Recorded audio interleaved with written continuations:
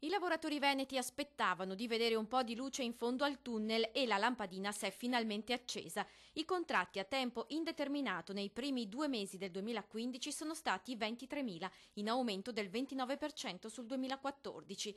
Per il presidente di Confindustria Veneto Roberto Zuccato sono dati significativi. Con questo più 29%, ha detto, la nostra regione può fungere ancora una volta da traino per l'intera economia nazionale, che parla di 79.000 nuove assunzioni indeterminate, segnando un più 32,5% sul 2014.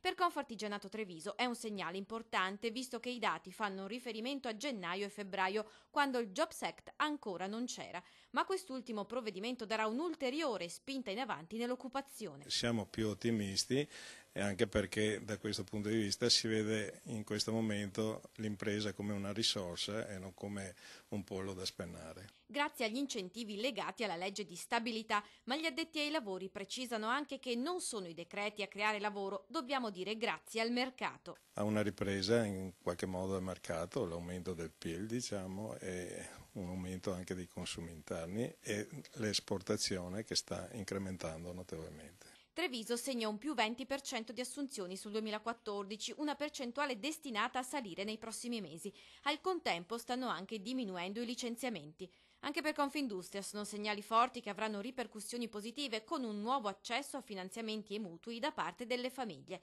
Gli incentivi però termineranno al 31 dicembre. Noi ci auguriamo che la riforma sulla busta paga futura sia più strutturale e lasci più reddito al dipendente e meno carico fiscale alle aziende. Se poi si riuscisse a dare un freno, ha detto il leader della piccola industria Alberto Baban, a burocrazia, corruzione e ai ritardi in infrastrutture e istruzione, ridurremmo della metà anche il differenziale col resto d'Europa. E allora sì, sarebbe di nuovo luce.